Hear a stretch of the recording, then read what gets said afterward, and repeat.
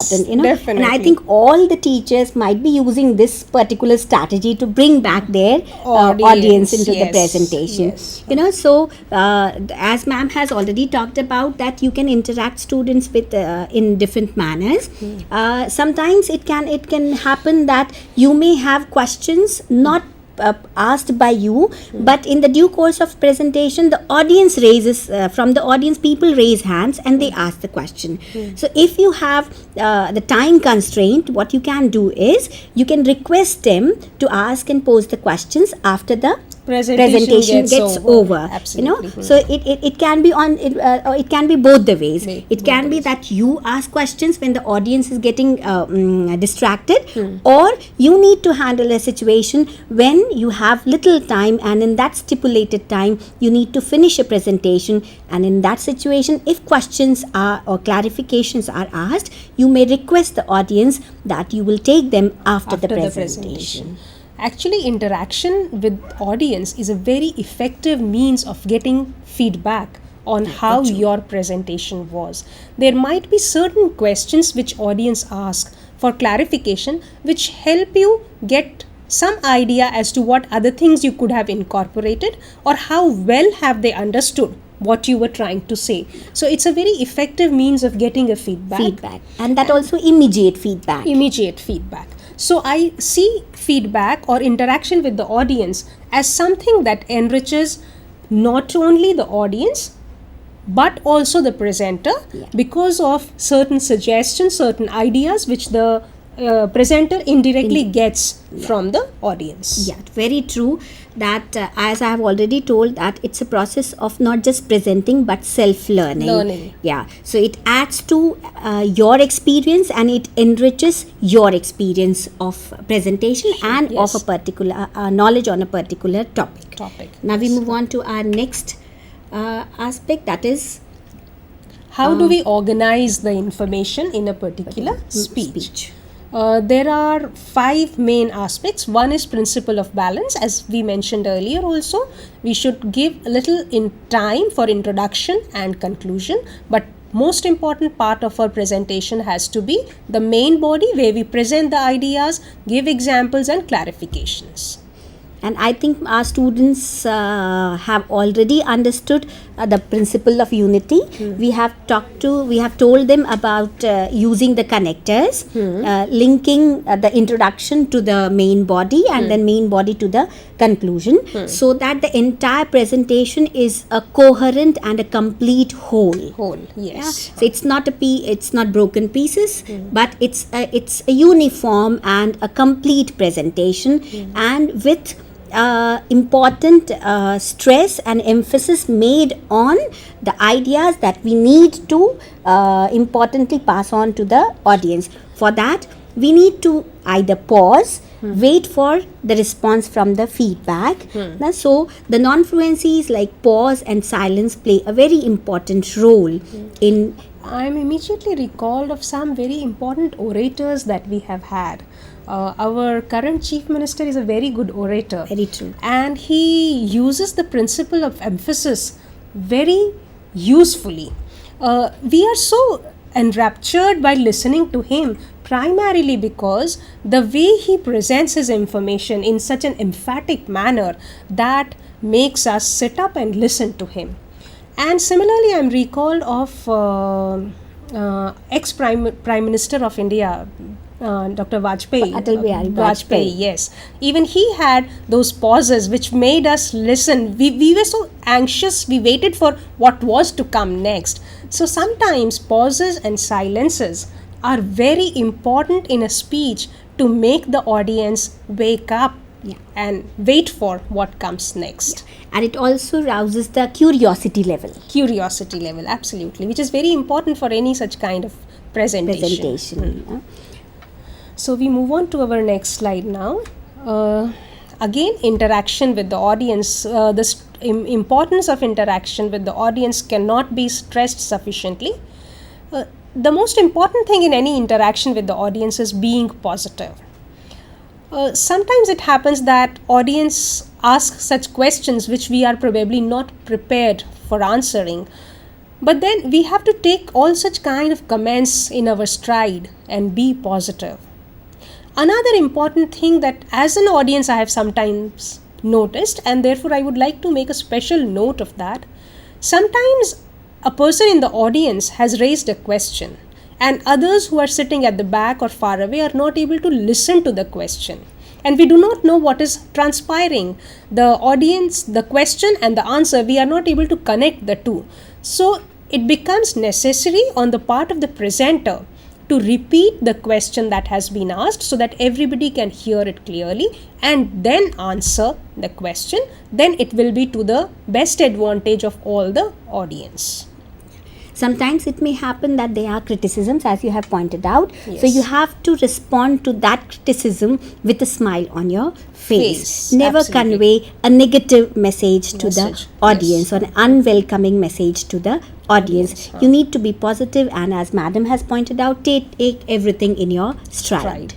And sometimes we can take a little pause, or if a question is asked and we are not immediately ready to respond, instead of fumbling or murmuring, it's better that you say politely that give me a minute to respond to the question, collect your thoughts, and then you respond, but respond effectively. So there's no harm in taking a time. little pause. Yeah, and that reminds me of another important aspect. It may happen that sometimes you are not aware of the answer, or Yes. you are not aware of, you are not able to organize the thoughts in Also. that manner that you are expected of.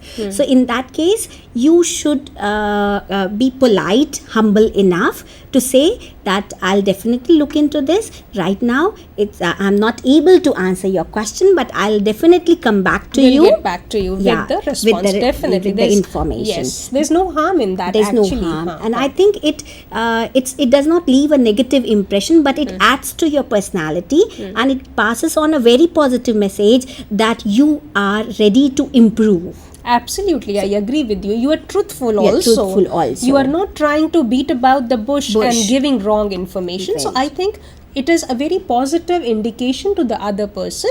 As you have rightly said, you are ready to improve and get back to the person with the information relevant. Now again with the same, we move on to the next very important part of oral presentation.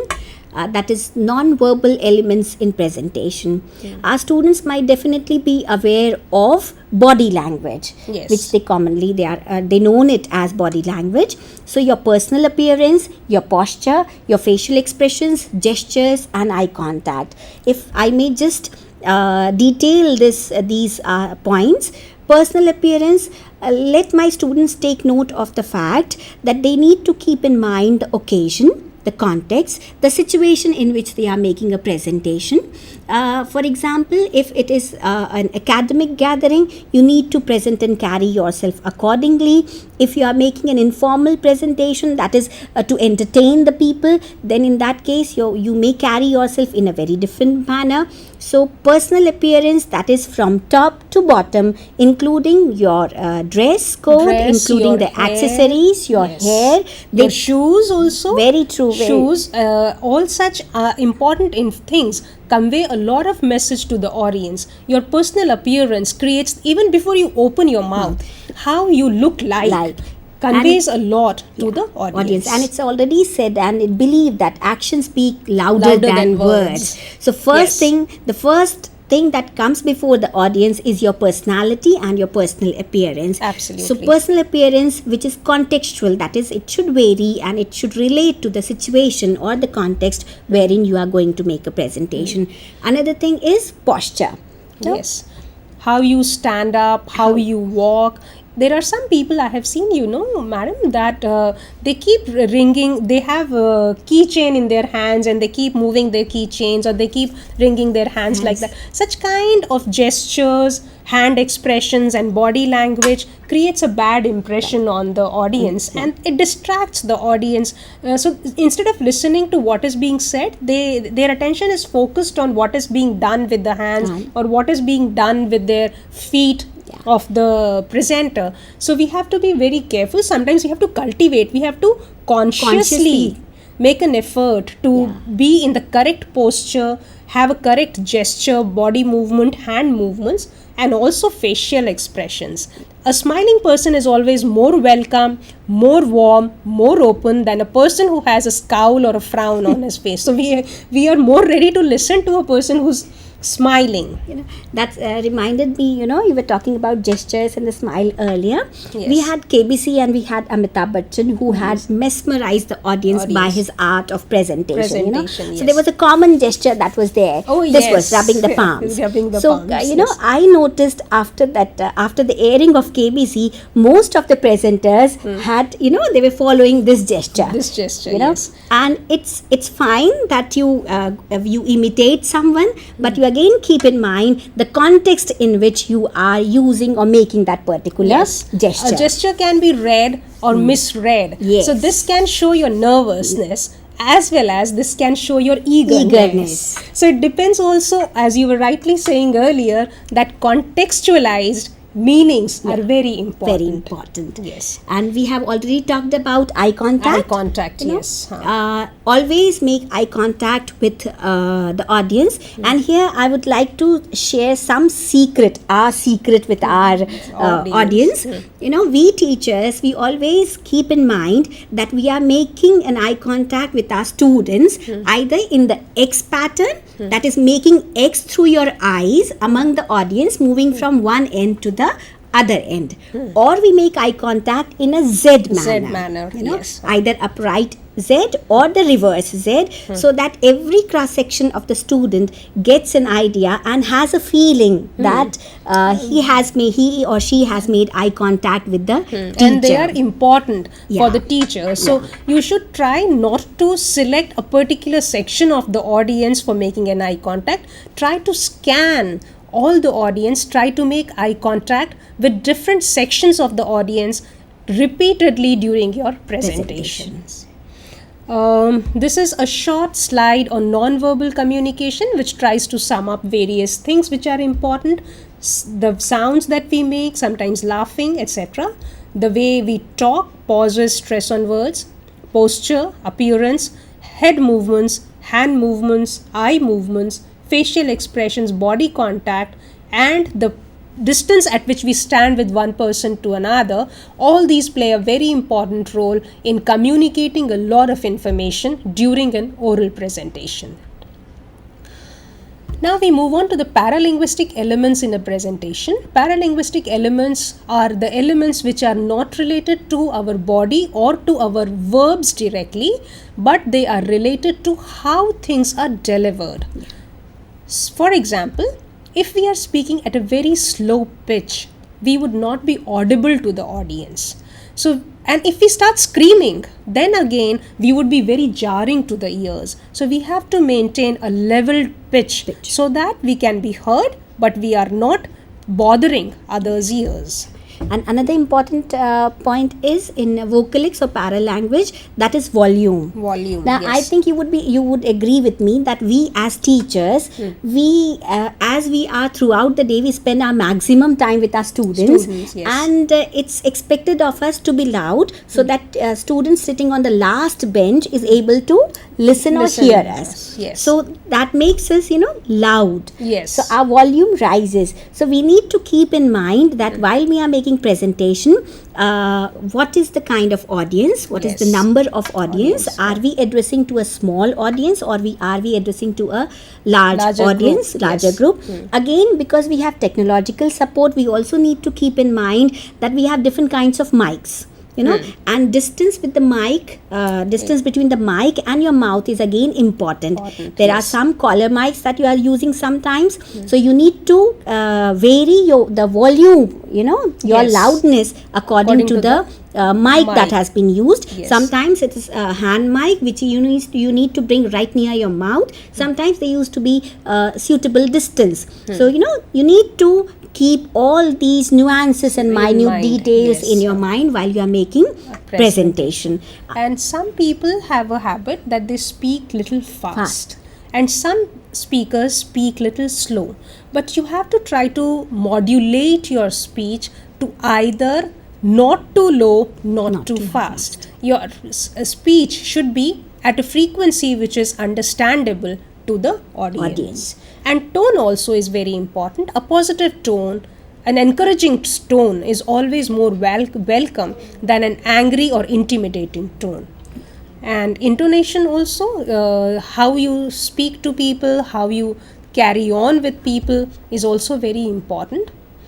I would like to mention briefly non-fluencies. Sometimes people fumble, or sometimes they have a habit of repeating a particular word. For example, okay, okay, okay, okay. So I have observed when I was a student, we used to sometimes count the number of times a person would mention a particular phrase, and then the audience attention is distracted from the subject matter of talk, and it shifts to counting the number of times the word has been mentioned. So these mannerisms should be avoided as far as possible by the speaker, and one should gradually become aware of what are the ways one can overcome one's shortcomings. And this again reminds me of again a very interesting and humorous situation wherein a presenter was in the habit of saying fine or okay after every sentence, and the students were taking down notes. So those students, we have students coming from different language section. Yes. So those students, they used to write fine and okay while taking down the note. Oh yes, so that's again, quite interesting. That's very interesting. This needs to be keep in mind. Then we move on to the next, that is integrating audio-visual aids. Audio-visual aids includes tables, but these are traditional ones which we have been following since, I suppose, ages. Yes. So here the students can note down that tables have different objective, as bar charts have line chart, pie chart, a flow chart, photograph, or a model. So these serve different purpose. Now again, as we have technologically generated aids like overhead transparencies, which I think are redundant nowadays. Now obsolete. They are becoming obsolete with the coming of PowerPoint presentations and Corel presentations. Yes. We very rarely use overhead projectors. Here are some tips for preparing and using slides. Keep all your visuals